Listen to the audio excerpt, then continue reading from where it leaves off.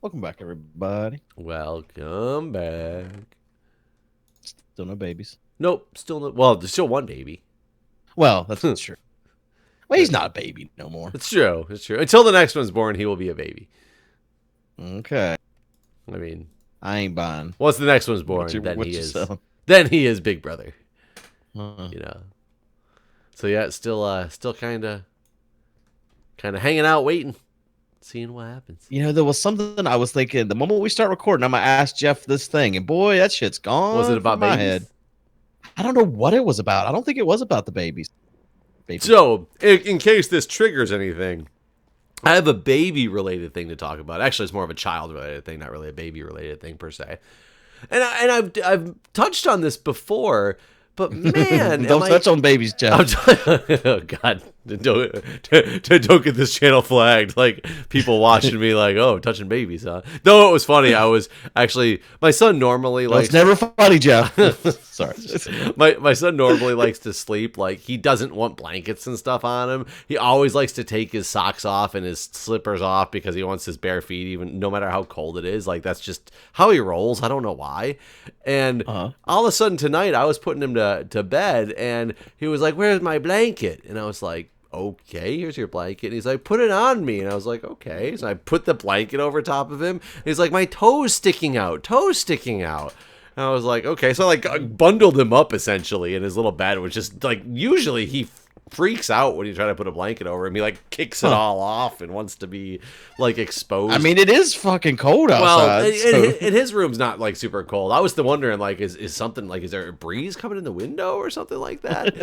But so I do this, and then he's like, okay, and he's sitting there, and I see his hands. He like curls them up onto his chest because he wants his hands covered up too. But then it wasn't a big blanket. It's like a little bait, like a kid's blanket type of deal. It's not like covering his entire body. And I was like, if you want your hands in there, you got to put your hands on your chest because you can't just have them flopping above your head to put your hands in there. The blanket's not big enough. And he puts his hands in there, and then I see his hands move like down, and I was like, and he kept pulling the blanket up, so it kept uncovering his feet, and he kept being like, my feet are sticking out, and I was like, well, you gotta leave it alone if you wanted to go in there. And I finally got him like all situated, and I realized I was like, where are your hands, buddy? He goes, playing with my penis. Oh my God. I looked, he literally had stuck them both down the front of his diaper, and like he was holding his penis. God. I was like, oh, good Lord. So that was kind of funny. But what I was getting at was I was reading him books and stuff to go to sleep. And we've talked about children's books before. And there's some really good children's books out there. Like, and really good, like, 1-year-old books, 2-year-old books. And then there's some that are just absolutely terrible for different perspectives. And one is we have this old nursery rhyme book, and it's amazing to see like how terrible nursery rhymes were. Like Jack and Jill. Do you remember the nursery rhyme of Jack and Jill? Yeah. What do you remember about the nursery rhyme? Jack and Jill go up a hill to fetch a pail of water. Jack fell down and broke his crown. Jill came tumbling after. Okay. Is that it? There's more. So the rest of it's never like that important though. Well, this book has all of the verses of it. I'm assuming all the verses. I don't know how many there are. There's verses that basically, when you get to the end of the Jack and Jill saga, Jill essentially gets beaten up by her parents for laughing at Jack for rolling down the hill. Damn. And I don't remember that part. I was like, maybe we won't read this nursery rhyme book anymore. Like it's kind of weird. But so that's one reason that things can get a little like weird with the nursery or the kids books. The other one is just there's a Thomas book. So Thomas the Train Engine. And my son loves Thomas for some odd reason. And we've never like watched Thomas, or we didn't before he knew about Thomas. He just got really obsessed with like trains. And I don't know if the nanny showed him Thomas or what, but he was obsessed with Thomas. He loves Thomas. He loves just trains in general and all that stuff. And there's this book about Thomas, and it's a really short book, and it starts out with like, Thomas was in the stall with the other trains, but couldn't sleep. He looked up at the night sky and saw a shooting star. I'm like, okay, this is kind of cool concept. It's like, Thomas wanted to go find the shooting star, so he went down the tracks. He saw a light. Turns out it wasn't a shooting star, it was the light of his friend Percy. Thomas got tired and went back to the station. What's wrong with this book? What? There's nothing. Like, what is the substance?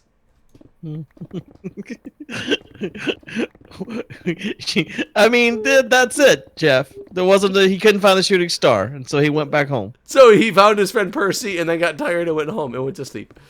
And I'm just like, you could have at least like finalized it somehow with like, there's a, shooting stars are a rare occurrence, and he was lucky to have seen it one time. Like, he goes to sleep knowing he was happy to have seen the shooting star, or something like that. There was just nothing else about it again. It was, he got tired and went home. The end of the book.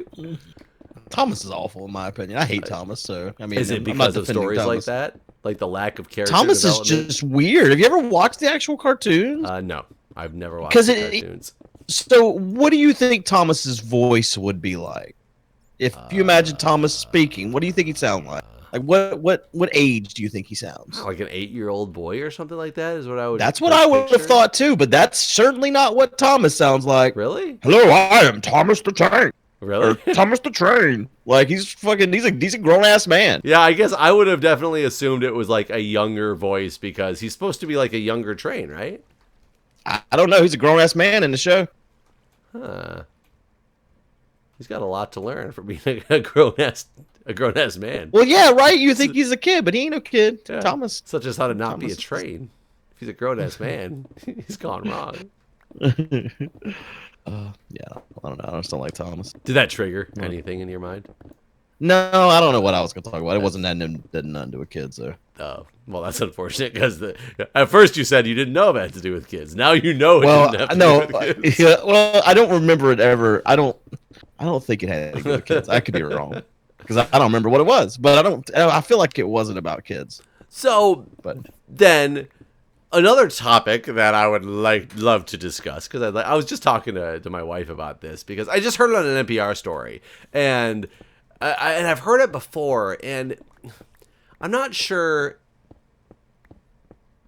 I'm curious in your thoughts of it. We've talked about before the things about the term like secretary and how it's become like a derogatory term in like the office business, but it's really still a high level position with like the government and all that stuff, but it roots back to like, I don't know, men like sleeping with their secretaries or something like that. Like, right. I don't know. We talked about that before.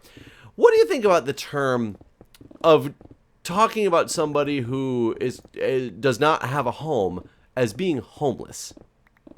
That's what they are, right? So, there's a big push that it's almost like, and I'm saying the word derogatory. I'm not sure if that's the word. I know there's a push to... I don't see the word homeless as a negative word. I'm going to say that much. See, I don't see it as a negative word either, but there's a real big push to talk about people not referring to them as homeless, but to refer to them as a person experiencing homelessness. Whatever. And I guess, I guess a part of it is because they'd say, like, it's a temporary, like... experience that this person is having that you're trying to give them positive outcomes to be able to come out from or whatever.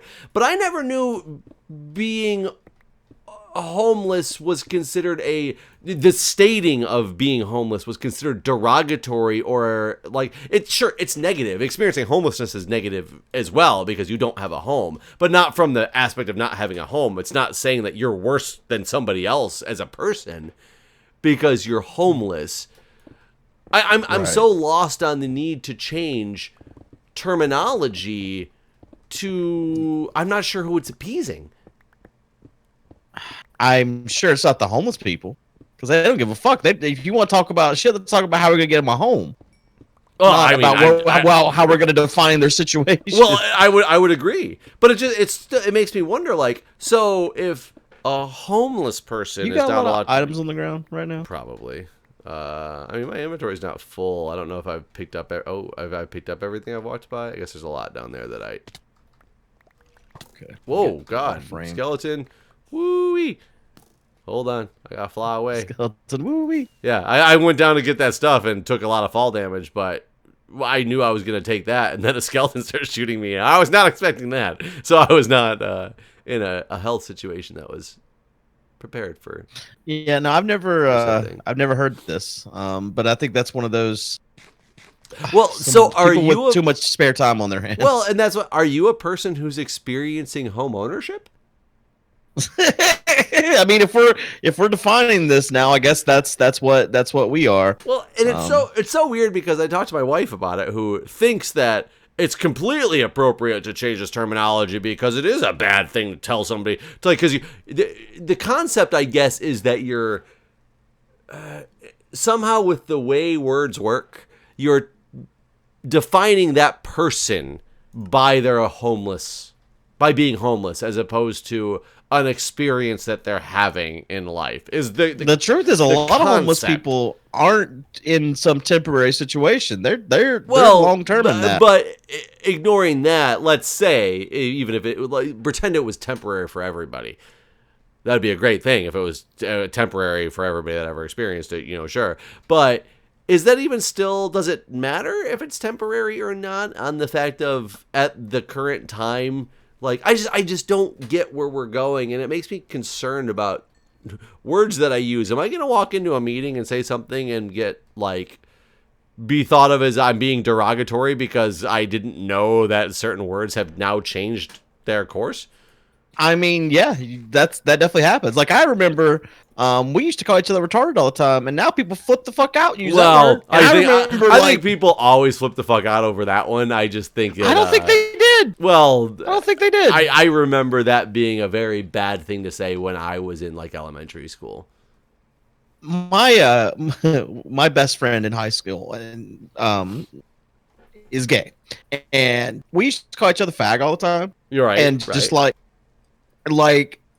but we didn't mean it mean or anything like that. It was just something that you said. I can understand why that needed to change, but, like, it changed without anyone informing me until I was getting, like, chastised. Oh, so you're basically saying you didn't think it was a bad thing to say, even though you understand why it is now, but you said it and got, like, so basically some nasty looks / talking tos from people later in life. Right. Honestly, it was in YouTube comments. That's how far it went for me.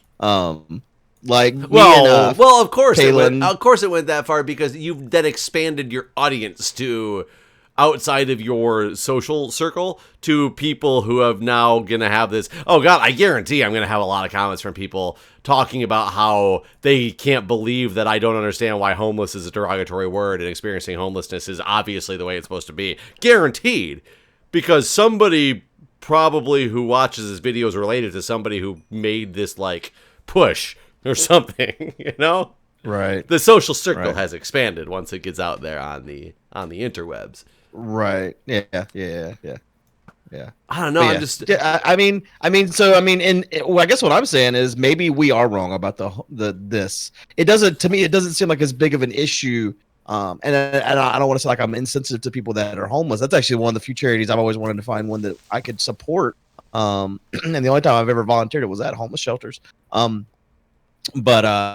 So yeah, I don't want to sound insensitive to the homeless. But I feel like it even rolls off your tongue better, the homeless versus the people that are currently experiencing homelessness. Like, right now I feel like I'm writing a damn paper. Well, and that's the funny thing is, so when I said I heard this on NPR, and I'd heard it before, I didn't hear it because they were talking about why the homeless terminology is bad.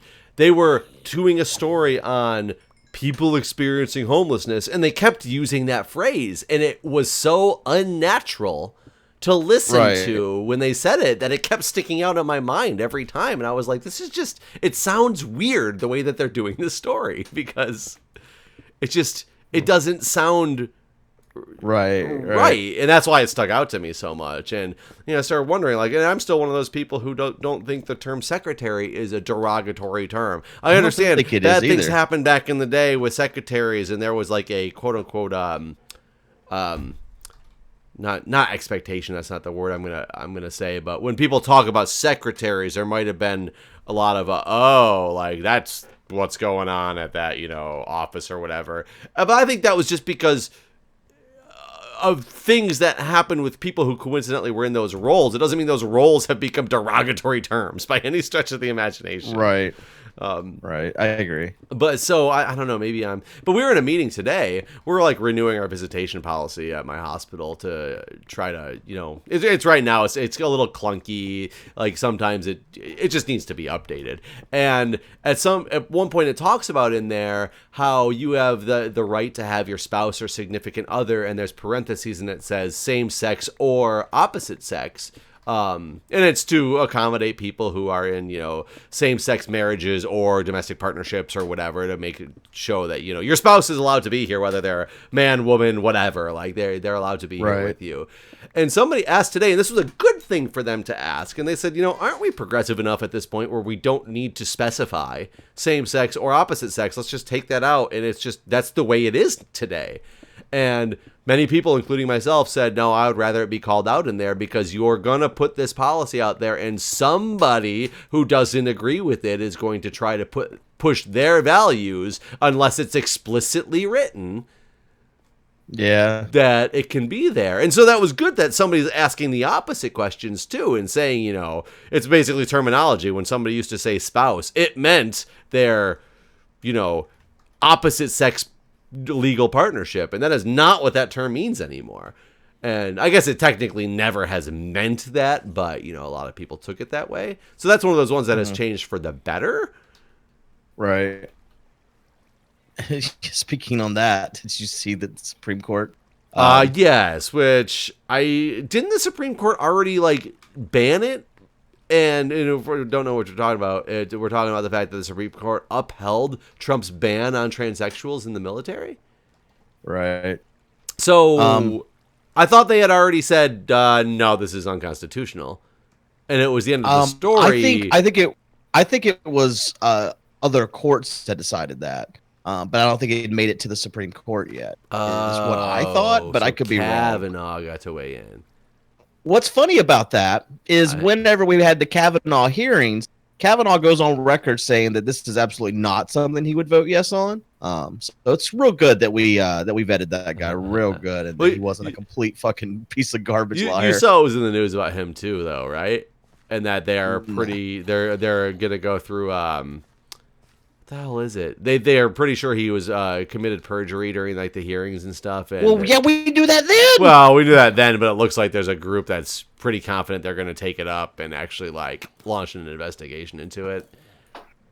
Can they do anything at this point? I don't know. They were talking about being able to rescind. They talked about being able to rescind it, but it was just a news article, so I don't really have any idea. I don't think they can. I don't think there's anything you can do. Well, technically, apparently Roger Goodell can overturn the decision of a football game that happened this weekend, and there's a lawsuit about that now too. I don't know who Roger Goodell is. Roger Goodell is the NFL commissioner. Oh. And there was one of the playoff games this weekend. Since you don't watch football, you don't know. There was a very, very, very, very, very, very, very controversial non-call, a very clear pass interference that would have ended the game and one team would have won the game, that didn't get called, and the other team ended up winning the game because they ended up getting the ball and taking it to overtime and winning. Whereas that call, had it happened, would have basically taken the clock down to 0 and the one team would have won.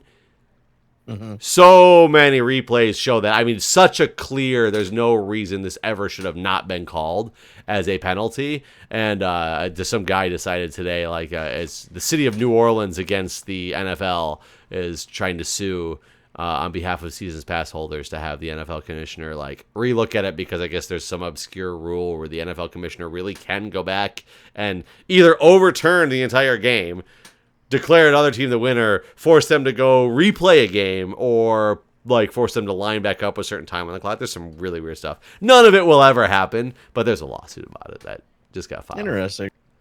So, since we've probably pissed off a few people with a couple controversial things, I got some to add to it. Today in my Discord, I have a politics channel in my Discord, which, that in itself is just asking for fucking a mess. But I've fought against my mods to get rid of it on a couple of occasions, and it still remains.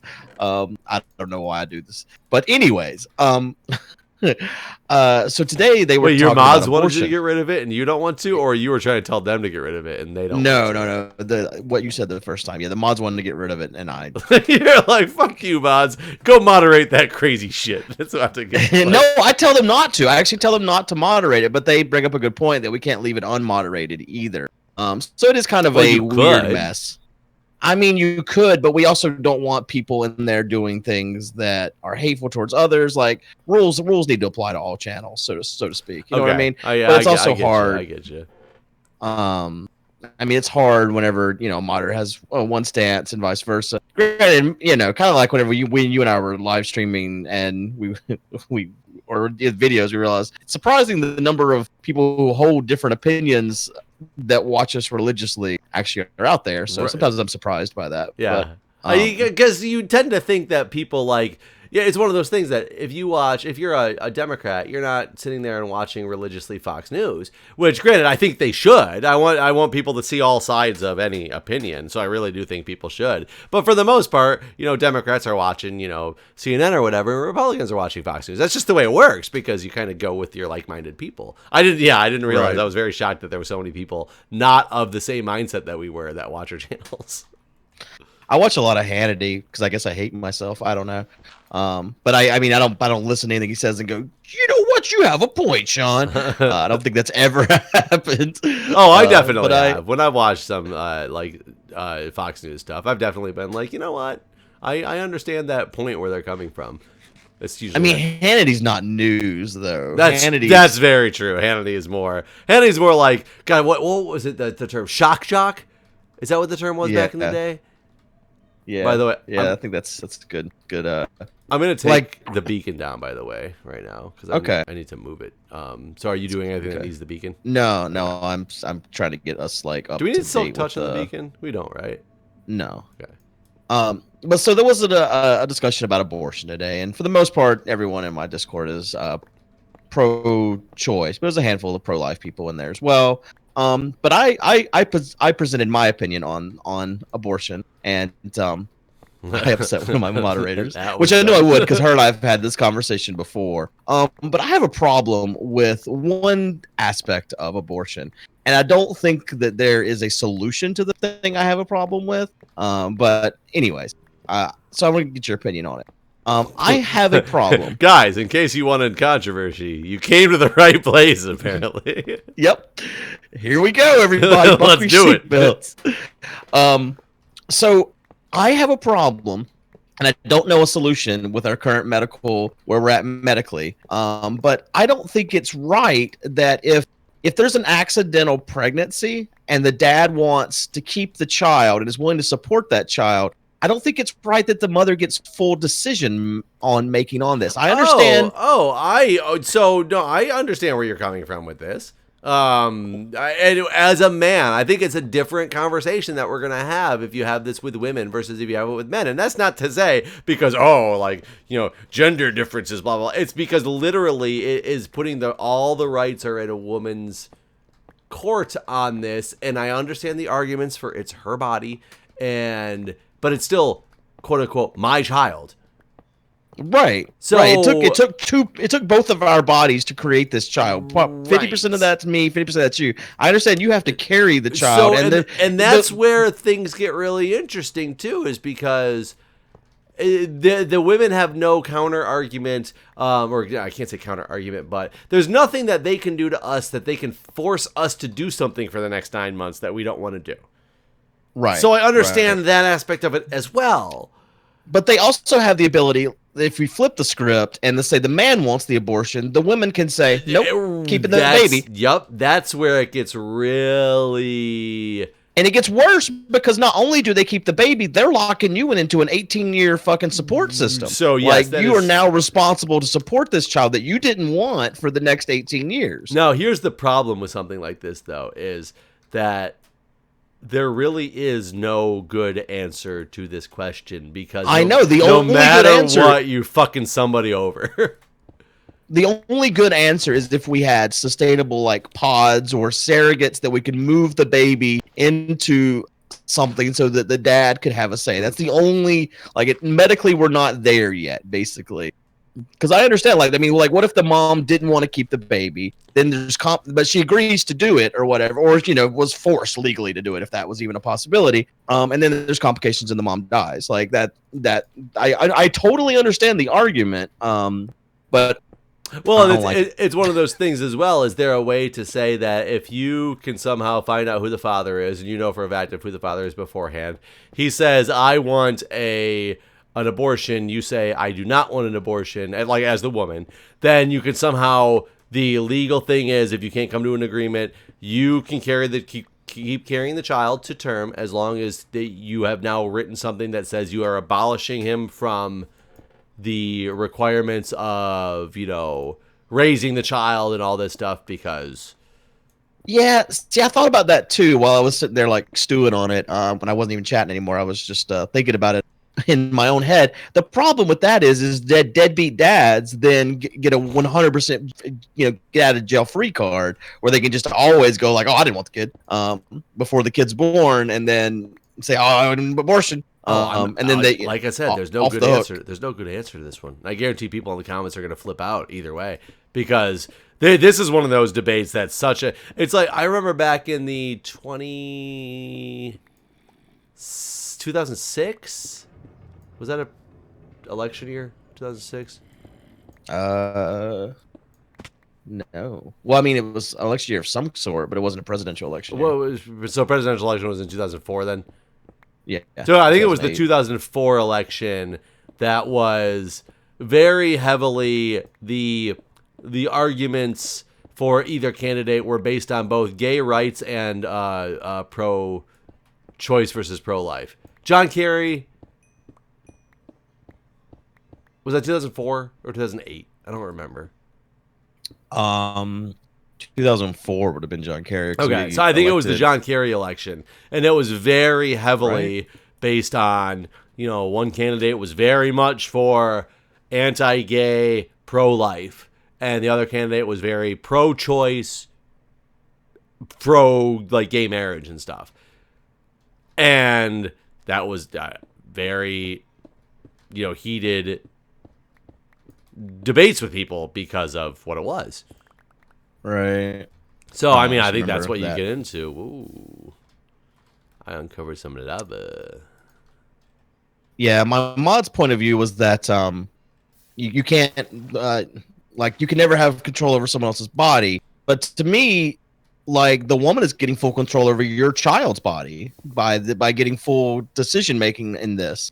Right, so, which does cause the problem, as when you're speaking from the perspective of, and that's the thing is, the women, and this isn't, God, this is going to sound so terrible, but it's not supposed to be derogatory toward women at all. Women look at it as a viewpoint of, you can't control my body, but there's so much more to it than that. It's a really shitty situation, like that. Dad, like, just there's no father's rights pre-birth, basically, and that's wrong. But I don't know how to fix it. I don't think you can. Yeah, I guess so. Well, and that's the problem. We're still behind in father's rights post-birth, honestly. Like, and I think that is part of it. I think that the mentality starts pre-birth, and that's why we have the post-birth lack of father's rights. Maybe. I mean, no, I get you. I definitely think that in general, women have way more rights when it comes to the child. And I think that's been proven multiple times over in multiple different, child custody hearings with a lot of people, is the woman usually, and I'm sure there's going to be people in the comments who are the exception to the rule, and I get it. But you usually hear about the woman basically has a much better chance of getting full custody than the man does. Yeah, my lawyer was talking to me about the judge in my county. He actually just retired, but he said that the statistic is 80% of all cases that he has heard where both parents wanted custody, the mother got it. So 80% of the time he gives it to the mother. So if we do fight for custody, you have a 20% chance of winning, just so you know, no matter what you bring to the table. And do I think that eventually is going to start to even out in the next 15 to 20 years? I do. I think it will. I think we are becoming a more progressive society that is going to go that direction, but we're not there yet. it's just so infuriating to me because like I don't know, infuriating. Well, I'm gonna because say. you're a male with a child who's gone through a divorce. Of course it is. Like, Well, right, but like, I mean, I feel like if I could bring the evidence to show like how much more I do for my child versus the mother, like that should be clear cut. It should be cut and dry. Like, why is it not cut and dry? Should be. Yeah. I mean, sadly that's what there is to say. Should be. I don't know what to tell you. I mean, you could have the same debate about some of the policies and stuff that get put into place, like both Democratic and Republican side. Like some things you always look at and you're like, what the fuck is this all about? Like it doesn't even make sense. It doesn't even like offer the right thing. Policies that we have at work, some of them you're like, what? Things I get taxed on. I'm like, what the fuck?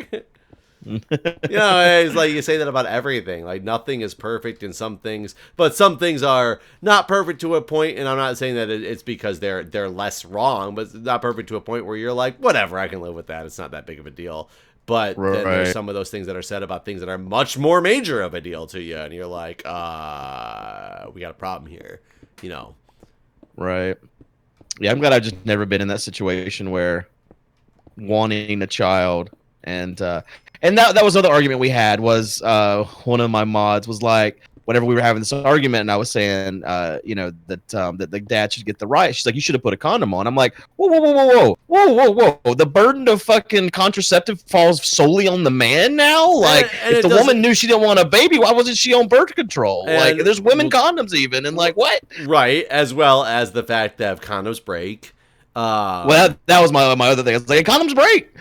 Or is that just the risk that you run? I mean, is that what is the argument? That's the risk you run? I guess. I don't know. Like whenever me and Renee were still dating, she was on birth control. I wore a condom every time, and we used the little spermicide injectable things. So we took 3 different precautions, and then she missed 2 periods, and I was like, and before we even had sex too, we had the abortion talk. I was like, what's your stance on abortion? And she's like, I'm fine with people who have abortions, but I would never do it. So I knew that. And whenever she thought there was a possibility she was pregnant, I was like, so about that abortion stance, is there any leeway in that? Because I don't want a kid with someone I've only known a few months. Luckily, she wasn't pregnant, so this never happened. Well, why didn't you wrap it up, Guude? And if you did wrap it up, why didn't she use a spermicidal lubricant as well? And if you did use a spermicidal lubricant as well, why didn't you pray? Right. Yeah. Well, now that we've triggered everyone, we're out of time. We're going to have so few viewers after a while. Actually, you know what's funny? It's going to be one of those things that this is like our view counts are just going to ridiculously increase the more controversial we get.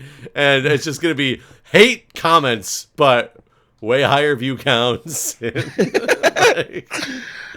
God. be Sean Hannity. Oh, no. Well, thanks for watching, everyone. All right, guys. We'll see ya.